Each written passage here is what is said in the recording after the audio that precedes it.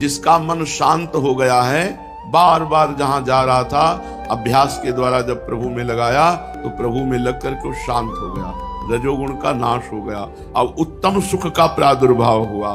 जे ही वो आनंद प्रकट हुआ तो ब्रह्मभूत मकलमशम, वो निष्पाप महापुरुष ब्रह्मभूत हो गया, भगवत प्राप्त हो गया। कौन?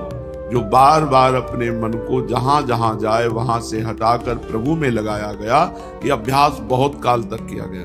पीछे वर्णन किया गया है कि हारे नहीं, चाहे वर्ष के वर्ष बीत जाए, जन्म के जन्म बीत जाए, हमें हारना नहीं है। हमें हर समय प्रयत्नशील रहना है, अपने मन को प्रभु में लगाने का प्रयास जारी रखना है। सुख मिले न मिले, सिद्धि हो न हो, भगवान मिले न मिले, हमें हर समय भजन करते रहना है।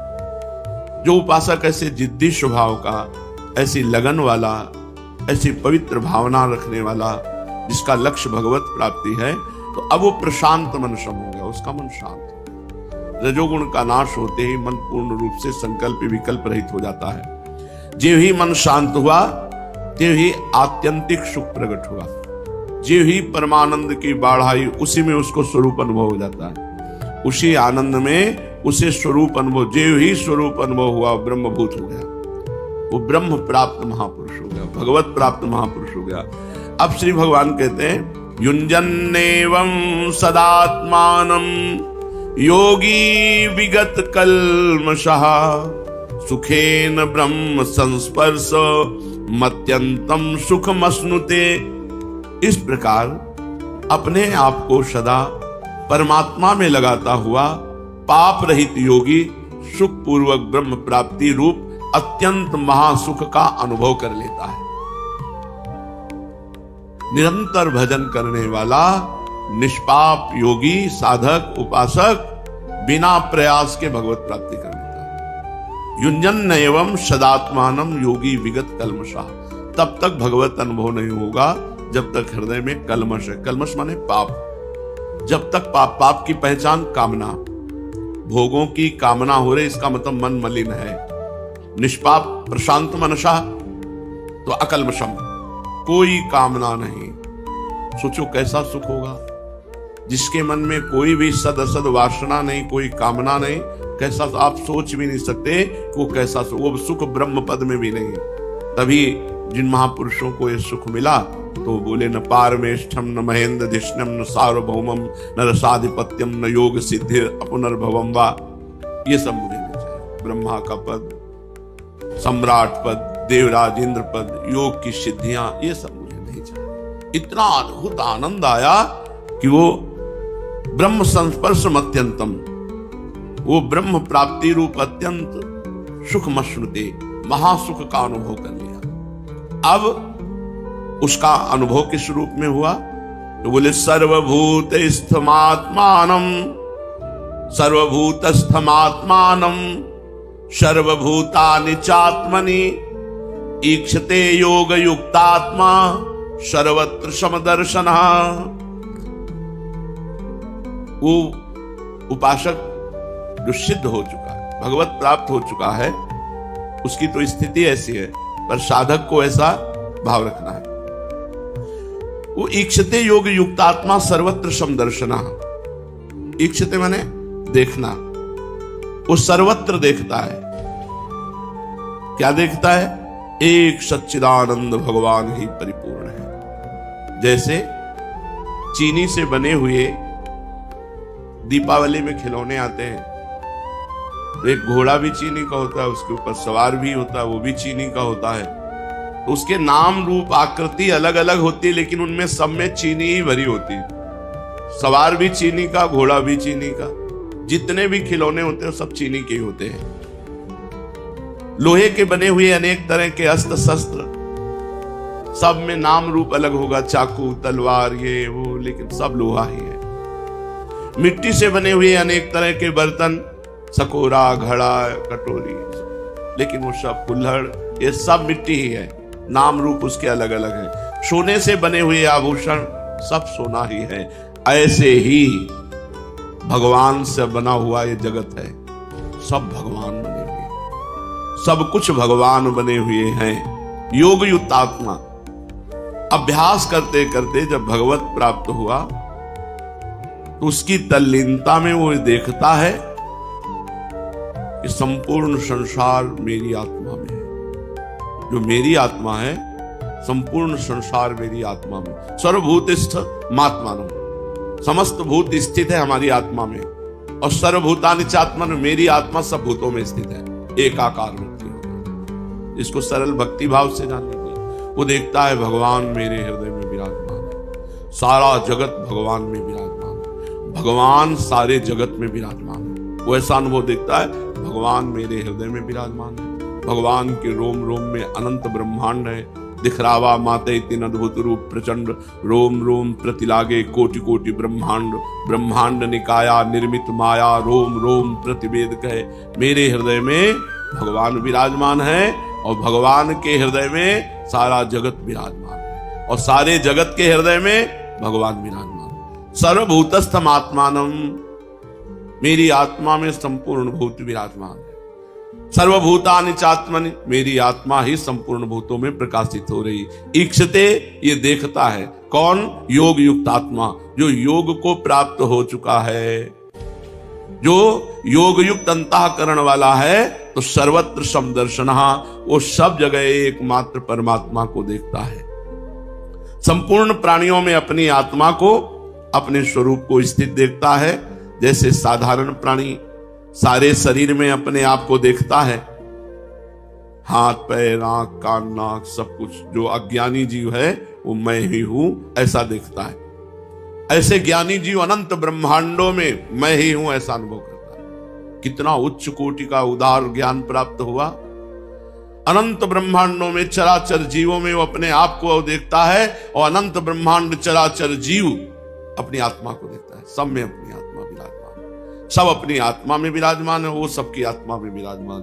एक रह गया, दूसरा द्वितीय कोई नहीं। श्री भगवान कहते हैं जब ऐसी स्थिति को प्राप्त होता है, यो माम पश्यति सर्वत्र सर्वं च मयि पश्यति तस्याहं न प्रणश्यामि सच में न प्रणश्यति। जो भक्त सर्वत्र भगवान को देखता है, ये साधक को अकल लड़ानी पड़ती है कि सब में भगवान है, लेकिन जो भजन करते हुए निष्पाप हो गया है, भगवत प्राप्त हो गया है, उसको सब देखो। गोस्वामी तुलसीदास जी कह रहे हैं, जड़ चेतन जग जीव जत सकल राम मैं जानी, बंदों सबके पद कमल सदा जोरी जुग पानी। सिय राम मैं सब जग जानी, करऊं प्रणाम जोरी जुग पानी। सारा जगत भगवान का स्वरूप। यो माम पश्यति सर्वत्र, जो भक्त सब देश काल वस्तु व्यक्ति पशु पक्षी देवता यक्ष राक्षस पदार्थ परिस्थिति घटना सब में श्री भगवान को देखता है। यो माम पश्यति, माम माने भगवान अपने आप को कह रहे हैं, जो मेरे को सर्वत्र देखता है।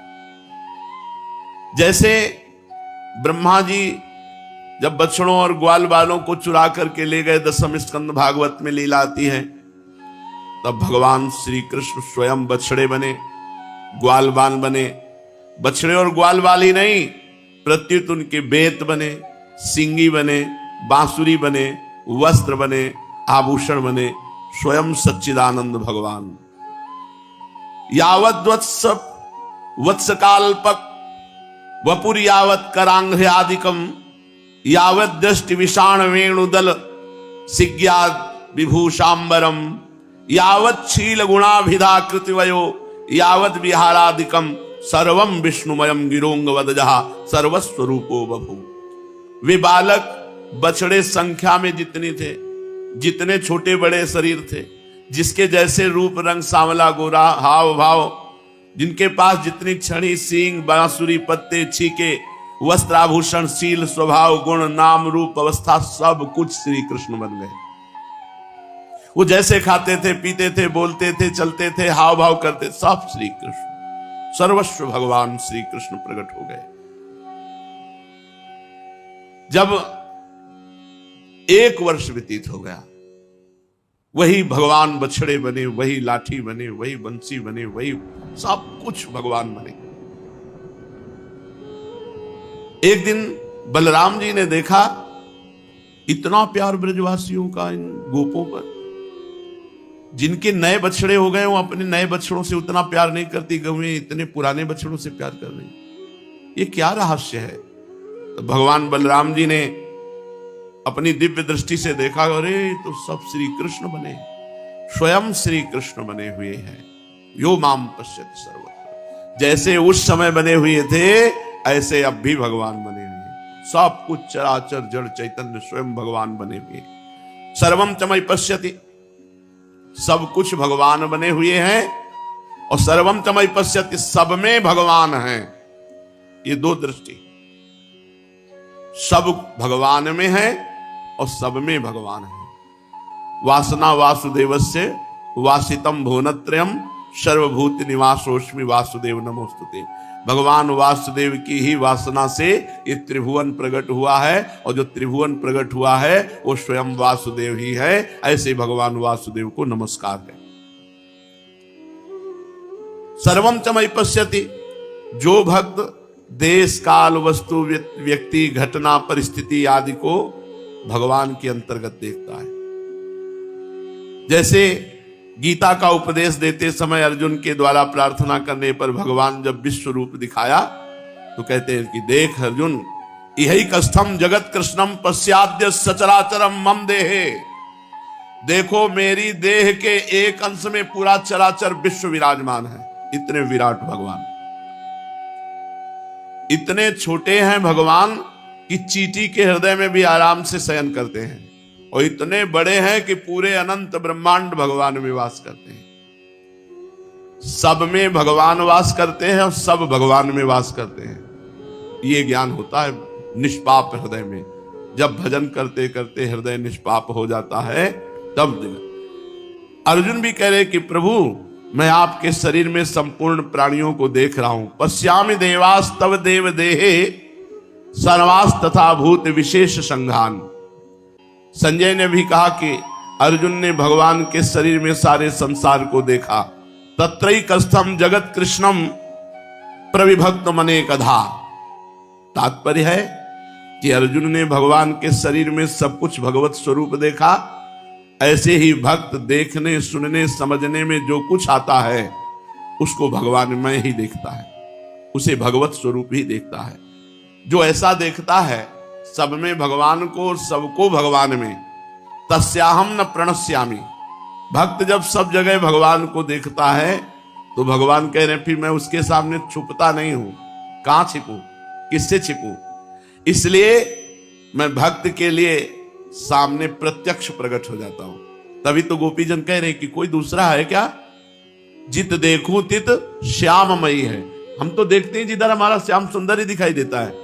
सब कुछ आकाश से लेकर नीचे जो भी चराचर देखती हूं सब श्याम सुंदर। भगवान कह रहे हैं मैं उसके सामने फिर अदृश्य नहीं होता, उसके सामने प्रकट हो जाता हूं। तस्याहम न प्रणश्यामि सच में न प्रणश्यति।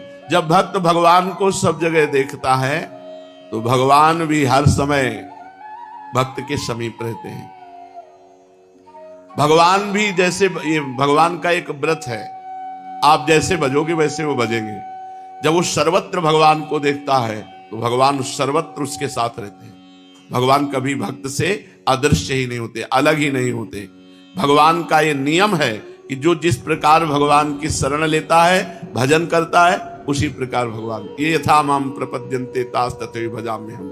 तात्पर्य है कि भक्त सब कुछ भूल कर केवल भगवान में तन्मय होकर सर्वत्र भगवान को देख रहा है तो सब कुछ भूल कर भगवान उसी के पीछे पीछे घूमते हैं, उसके साथ साथ घूमते हैं। जहां जहां मेरा भक्त चरण रखे वहां वहां रखो हाथ, पीछे पीछे मैं फिरूं कभी न छाड़ू साथ। भगवान भक्त से घुल मिल जाते हैं, भगवान बात करते हैं, भगवान खेलते हैं, भगवान हंसते हैं। केवल दर्शन ही नहीं, भजन बढ़ाओ।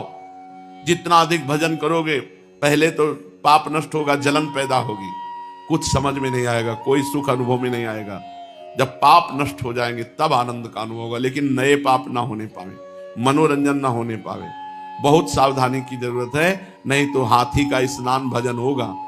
हाथी का स्नान, हाथी को खूब नहाया धुलाया, सूंड से धुल लिया, ऊपर डाल लिया, अब दिन भर माला चलाए और शाम के पाप कर बैठे, मनोरंजन कर बैठे, सब खत्म। जो आपका अध्यात्म भाव बढ़ने वाला तो फिर वहीं दब गया। फिर दिन भर भजन करो, फिर पाप कर लो, 50 वर्ष ऐसे हो जाते हैं और उसे आत्मानंद का, भगवदानंद का अनुभव नहीं होता। श्री भगवान कहते हैं जो सर्वत्र मुझे देखता है, जो सब में मुझे देखता है और मेरे में सबको देखता है, वो उसकी दृष्टि से मैं कभी ओझल नहीं होता और मेरी दृष्टि से वो कभी ओझल नहीं होता। सर्वभूत स्थितम यो माम भजते कत्वमास्थितः सर्वथा वर्तमानोपि सयोगी मयि वर्तते। एकत्वमास्थितः, भगवान ने बताया कि जो मेरे को सब में और सबको मेरे में देखता है, उसके लिए मैं अदृश्य नहीं होता, उसकी दृष्टि में होता हूं, और वो मेरे लिए अदृश्य नहीं होता, मेरी वो दृष्टि में रहता है। अदृश्य क्यों नहीं होता? कारण कि संपूर्ण प्राणियों में स्थित मेरे साथ उसकी अभिन्नता हो गई और मेरे साथ उसका अत्यधिक प्रेम हो गया है। भगवान में अत्यधिक प्रेम होने से माया का पर्दा फट गया। अब जिधर देखे श्यामा श्याम, श्यामा श्याम, श्यामा श्याम के सिवा कुछ अनुभव में ही नहीं आता। इसीलिए प्रेमी जन कहने लगते पिय मूर्ति नयनन बसे, ऐसा लगता है पुतरी ही बदल गई, श्यामा श्याम पुतरी बन गई, तो जिधर वो देखता है श्यामा श्याम नजर आता है। भक्त की, सिद्ध भक्त की ऐसी स्थिति होती है, साधक को मान्यता करनी पड़ती, मानना पड़ता है, सब में श्यामा श्याम है, सब में प्रभु है, ऐसा मानकर बर्ताव करो। सर्वभूत स्थितम यो माम भजति, सब देश काल वस्तु व्यक्ति घटना परिस्थिति आदि में भगवान ही परिपूर्ण है। ये चराचर जगत भगवत स्वरूप है, यही सच्चा भजन है। बिना इस स्थिति को प्राप्त हुए निकुंज में प्रवेश नहीं होता। हरिवंश महाप्रभु कहते हैं ये क्रूरा अपि पापिनो न च सताम संभाष्य दृश्याश्चे। जो क्रूर है, पापी है, जो संभाषण करने योग्य नहीं है, देखने योग्य नहीं है, वो भी सर्वान वस्तुतया निरीक्ष परम स्वाराध्य बुद्धिर्मम। मेरे स्वाराध्य परम बुद्धि मेरी हो गई कि श्री राधा वल्लभ लाल ही सब हैं, चाहे वो क्रूर हो, चाहे दुष्ट हो, चाहे पापी हो, चाहे नीच हो, चाहे संभाषण योग्य न हो, देखने योग्य न हो, छूने योग्य न हो। ये हरिवंश महाप्रभु कह रहे हैं। ये कोई ना सोचे कि ये तो मेरे संप्रदाय की बात नहीं, गीता सबके संप्रदाय की है। प्रथम सुने भागवत भक्त मुख भगवत वाणी। भगवत वाणी गीता और भागवत जब तक नहीं सुनोगे तब तक निकुंज की बात पहुंचने की समझ में ही नहीं आएगी। सर्वभूत स्थितम, भगवान केवल प्राणियों में ही स्थित है ऐसी बात नहीं, अप्राणियों में भी। देखो अपने लोग तो अप्राणी की उपासना करके भगवान की प्राप्ति कर ली। अप्राणी पत्थर, पाषाण, पाषाण की ही तो मूर्ति बनती है, अप्राणी ही तो है। पाषाण कोई प्राणी है क्या? कोई चलता फिरता है क्या? काष्ठ अप्राणी ही तो है, सूखा हुआ काष्ठ। अष्टधातु अप्राणी ही तो है, सोना चांदी ये सब अप्राणी ही तो है। लेकिन इनकी मूर्ति बनाकर भावना की तो भगवान की प्राप्ति हो गई। प्राणी में ही भगवान नहीं, अप्राणी में भी भगवान है। जैसे नरसिंह भगवान का प्रादुर्भाव अप्राणी खंभा से हुआ। खंभा कोई प्राणी है क्या? जड़ वस्तु है। जड़ वस्तु से परम चैतन्य सच्चिदानंद भगवान नरसिंह का प्रादुर्भाव हो गया, क्योंकि प्रहलाद जी ऐसे भक्त थे जो सर्वत्र भगवान को देखने वाले थे। हिरण्यकश्यप ने कहा क्या इस खंभे में तेरा हरि है? हाँ। जे ही घूंसे का प्रहार किया, खंभा फट गया और विकराल रूप से भगवान प्रकाशित हो गए, क्योंकि सर्वत्र भगवान है। सर्वभूत स्थितम, भगवान केवल प्राणियों में ही स्थित है, परंतु वास्तव में ऐसी बात नहीं। भगवान केवल प्राणियों में स्थित नहीं, प्रत्युत संसार के कण कण में परिपूर्ण रूप से स्थित है। जैसे सोने के आभूषण सोने से ही बनते हैं, सोना ही उसमें स्थित रहता है और बाद में आभूषण बिगड़कर सोना ही बनता है। ऐसे ही सब समय देखने वाला सोना ही देखता है, आभूषण नहीं देखता है, ये सब सोना ही है। ऐसे ही स्त्री पुरुष जड़ चैतन्य ये सब स्वयं भगवान बने हुए हैं, स्वयं भगवान। सर्वथा वर्तमानोपि स योगी मयि वर्तते। वो शास्त्र और वर्ण आश्रम की मर्यादा के अनुसार खाते पीते सोते जागते उठते बैठते सभी क्रियाएं करते हुए मेरे में ही बरतता है। भगवान का सतत स्मरण, भगवत स्वरूप में स्थित होकर वो खा रहा है, पी रहा है, चल रहा है, बैठ रहा है, शौच हो रहा है, स्नान कर, सारी क्रियाएं भगवत स्वरूप में स्थित होकर वो मेरे में ही रहता। सर्वथा वर्तमानोपि स योगी मयि वर्तते। हाँ, भगवान कह रहे हैं सर्वथा वर्तमानोपि, बर्ताव करता है वर्तमान में भगवत स्वरूप में स्थित होकर, जो भी क्रियाएं कर रहा है वो भगवान में स्थित होकर। कारण कि जब उसकी दृष्टि में भगवान के सिवाय दूसरी कोई सत्ता ही नहीं रही, तो वो जो कुछ बर्ताव कर रहा है वो कहां करेगा? श्री भगवान में। वो सब बर्ताव श्री भगवान में, मेरे में ही सब कुछ करता है। आत्मोपमेन सर्वत्र, सर्वत्र, सर्वत्र का सब जब तक समाधान नहीं हो जाएगा तब तक साधक राग द्वेष करता रहता है, लड़ाई झगड़ा करता। अरे अपने प्रभु से लड़ाई झगड़ा,